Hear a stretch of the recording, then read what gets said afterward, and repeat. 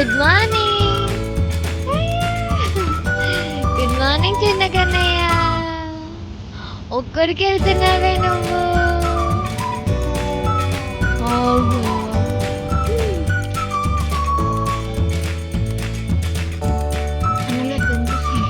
Cap ఇవ్వరా, cap ఇవ్వు.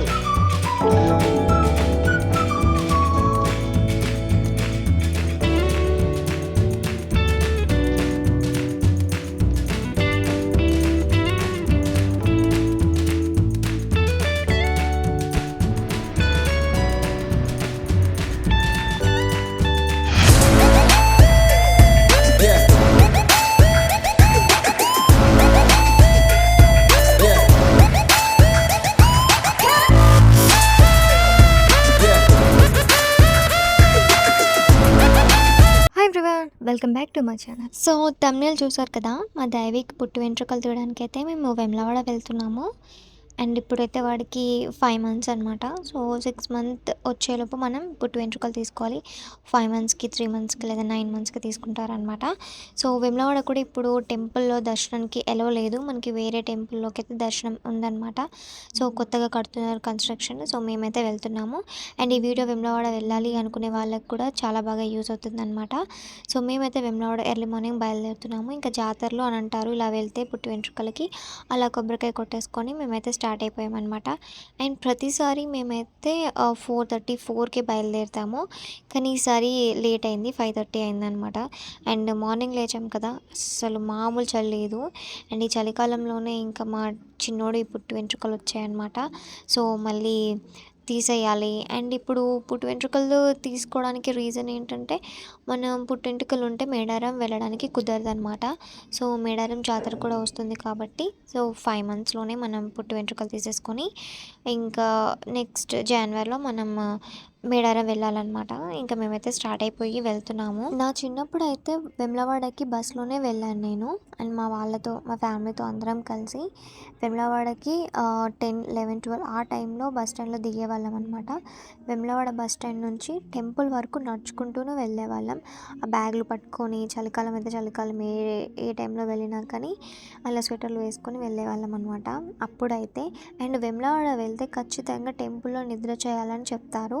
So లేదంటే కొంతమంది రూమ్స్ అయితే తీసుకుంటారనమాట. అండ్ ఇప్పుడు మేమైతే కరీంనగర్ దాకా వచ్చేసాము. అండ్ ఇప్పుడే కరీంనగర్కి రీచ్ అయ్యామన్నమాట. సో మార్నింగ్ అయితే అయిపోయింది.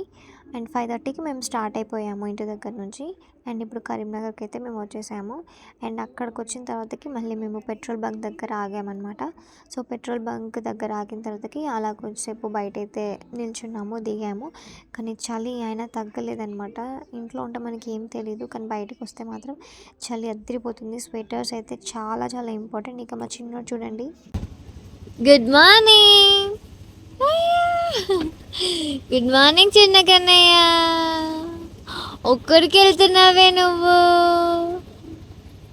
ఎక్కడికి వెళ్తున్నావు నువ్వు?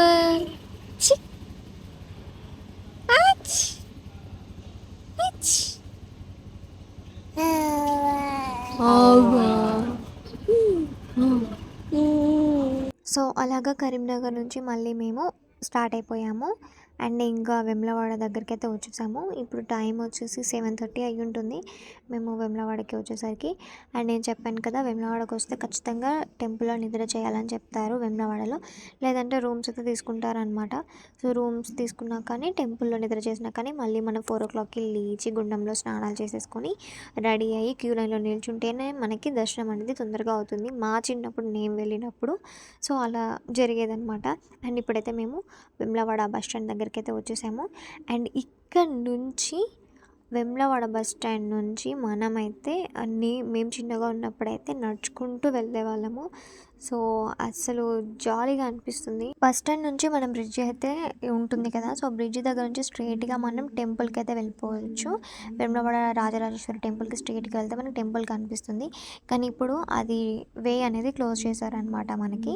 సో మనం అక్కడ నుంచి వెళ్ళడానికి వీల్లేదు, ఎందుకంటే అటు టెంపుల్ అనేది క్లోజ్ ఉంది కాబట్టి.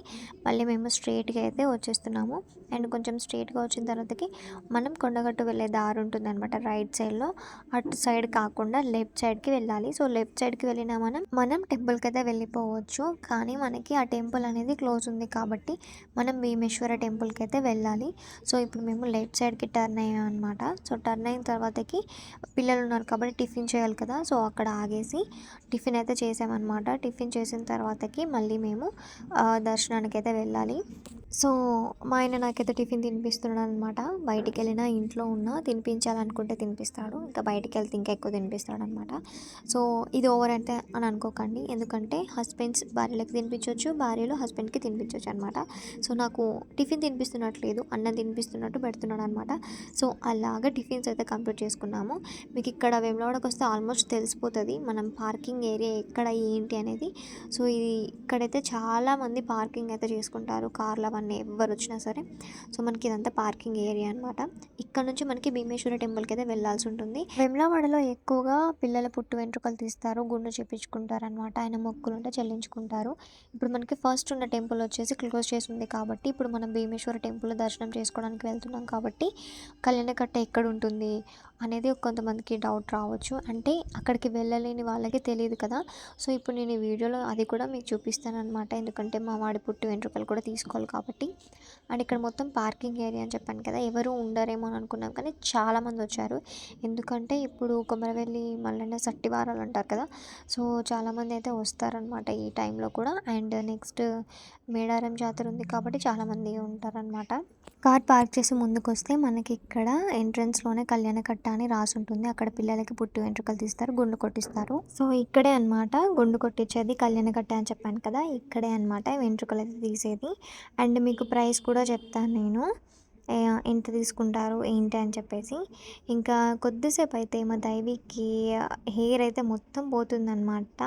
అండ్ వాడు మొత్తం ఒక రౌండ్ వేస్తున్నాడు. నన్ను ఎక్కడ తీసుకొచ్చారు వీళ్ళు, నేను ఏం చేద్దాం అనుకుంటున్నారని ఒక లుక్ అయితే రియాక్షన్ అయితే ఇచ్చాడనమాట.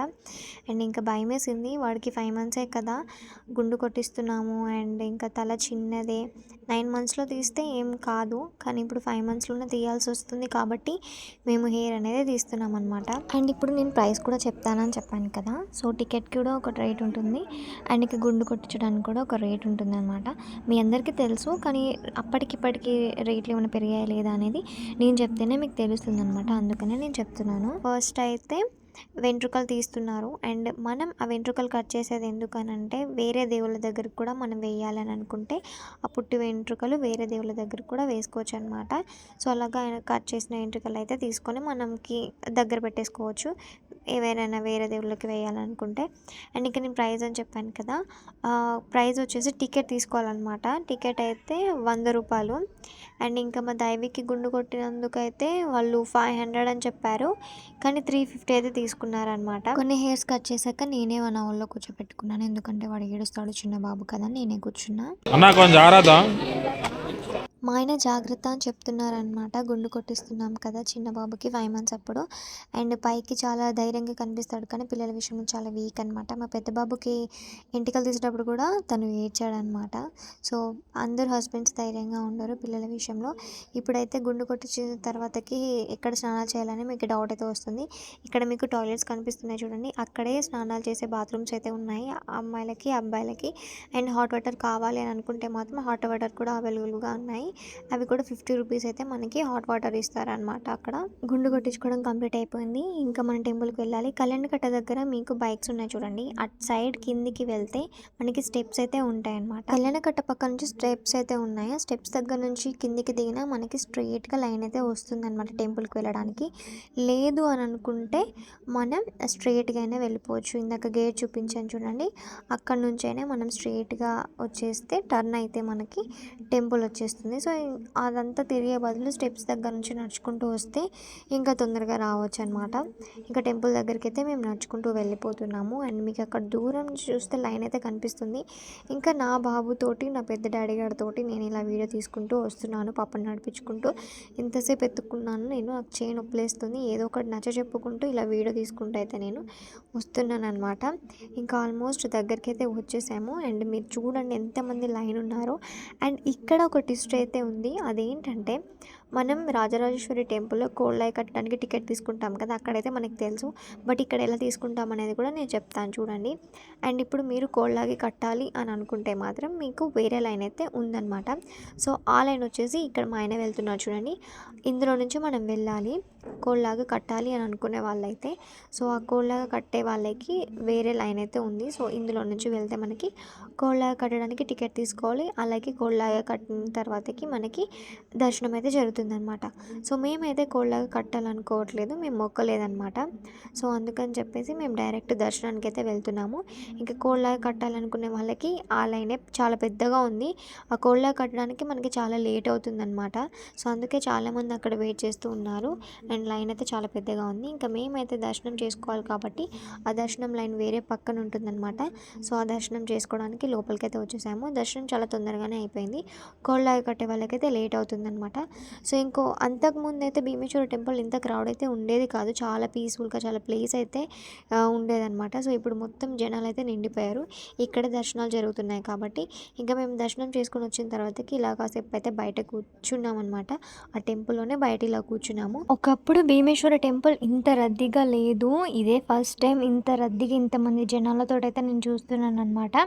సో, ఇక్కడే అందరూ దర్శనం చేసుకుంటున్నారు. అక్కడ టెంపుల్ క్లోజ్ అవ్వడం వల్ల. భీమేశ్వర టెంపుల్‌లోనే మనకి గోమాత కూడా ఉంటుంది. మీకు అందరికీ తెలుసు కదా! సో, గోమాతను కూడా ఖచ్చితంగా దర్శనం చేసుకొని రావాలి. ఇంకా కోళ్ళాలైతే కడుతున్నారనమాట.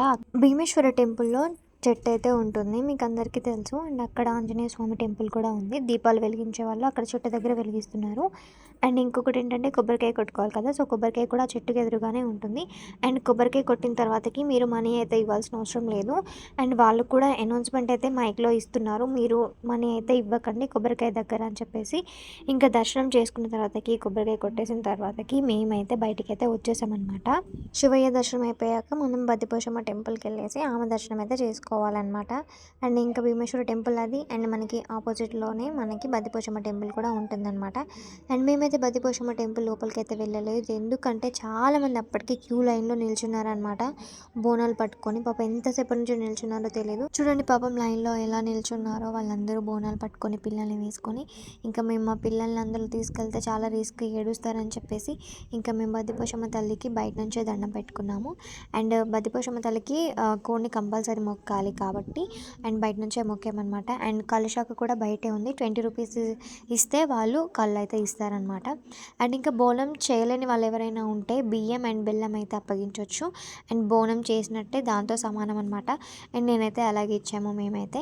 ఇంకా ఆ తర్వాతకి భీమేశ్వర టెంపుల్ ఆపోజిట్‌లోనే మనకి ప్రసాదాలు అయితే ఉంటాయన్నమాట. సో, ప్రసాదాల ప్లేస్ కూడా భీమేశ్వరం ఆపోజిట్‌లోనే మనకి అవైలబుల్‌గా ఉన్నాయి.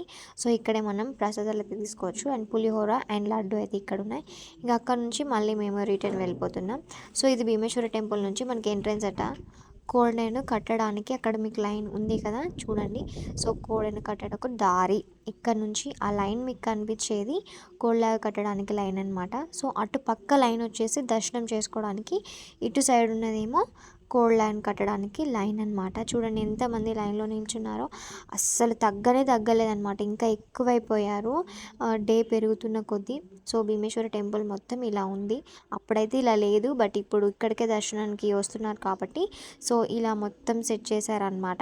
సో, మా దర్శనం అయితే కంప్లీట్ చేసుకొని మేమైతే మళ్ళీ రిటర్న్ వెళ్తున్నాము. సో, బద్దిపోశమ్మ తల్లి టెంపుల్ కూడా దర్శనం చేసుకున్నాము. అండ్ ఈయన దర్శనం కూడా అయిపోయిందనమాట. సో, ఇక్కడ నుంచి మళ్ళీ మేము రిటర్న్ అయితే వెళ్తున్నాము. అండ్ నేను ప్రసాదాలు తీసుకున్నాను కదా! పులిహోర అండ్ లడ్డూలు. సో, నాకు కవర్ ఏం దొరకక నాకు కొంగులో వేసుకున్నాననమాట నేను. సో, చూడండి నా పరిస్థితి. సో, కొంగులో వేసుకొని నేను ప్రసాదాలు అయితే తీసుకొని వస్తున్నాననమాట. అండ్ వీడియోలో మీకు ఏమైనా సౌండ్స్ బ్యాక్‌గ్రౌండ్ వినిపిస్తే వాటిని ఇగ్నోర్ చేసేయండి. సౌండ్ అయితే వస్తుంది. కొన్ని మాటలైతే వినిపిస్తాయి. వాటిని పట్టించుకోకండి. ఇంకా మేమైతే రిటర్న్ అయ్యి వెళ్ళిపోతున్నామనమాట. సో, ఇది భీమేశ్వర టెంపుల్‌కి వెళ్ళడానికి ప్లేస్ మీకు తెలిసే ఉంటుంది ఆల్రెడీ. భీమేశ్వర టెంపుల్‌కి వెళ్ళడానికి. సో, ఇలాగ వెళ్ళొచ్చనమాట టెంపుల్‌కి. అండ్ మేము దర్శనం చేసుకొని బయటకు వచ్చామని చెప్పాను కదా! అప్పటికి ఎండ ఆ ఎండకైతే అసలు చాలా గాబరైందనమాట. సో, నాకైతే కళ్ళు తిరిగాయి ఆల్మోస్ట్. ఇంకా అక్కడైతే జ్యూస్ ఉంది. సో, నేను పైనాపిల్ జ్యూస్ అయితే తాగాను. తాగి మళ్ళీ కార్ దగ్గరికైతే వెళ్ళాననమాట. సో, ఎంత చలి పెడుతుందో ఎండకి అంతే గాబరవుతుందనమాట. సో, ఇది మా దైవిక్ బాబు పుట్టు వెంట్రుకల వ్లాగ్. అండ్ అలాగే వేములవాడ దర్శనం ఎలా చేసుకోవాలి, ఎక్కడ కోళ్ళని కట్టేయాలి, అండ్ క్యూ లైన్ ఎక్కడుంది, కళ్యాణ కట్ట ఎక్కడుంది, వాష్‌రూమ్స్ ఎక్కడున్నాయి, ఎక్కడ స్నానాలు చేయాలనేది పూర్తిగా ఈ వీడియోలో చూపించాను అని అనుకుంటున్నాను. అండ్ మీకు కూడా అర్థమైందని నేను అనుకుంటున్నాను అనమాట. సో, ఇప్పుడు మేము వేములవాడ దర్శనం అయిపోయిన తర్వాతకి నాంపల్లికి అయితే వెళ్తున్నాము. ఆ నాంపల్లి వ్లాగ్ అనేది నెక్స్ట్ వ్లాగ్‌లో చూపిస్తాననమాట. సో, మీ అందరికీ ఈ వీడియో నచ్చినట్టయితే ప్లీజ్ లైక్ చేయండి, షేర్ చేయండి. మన ఛానల్‌ని సబ్స్క్రైబ్ చేసుకోవడం మాత్రం అస్సలు మర్చిపోకండి.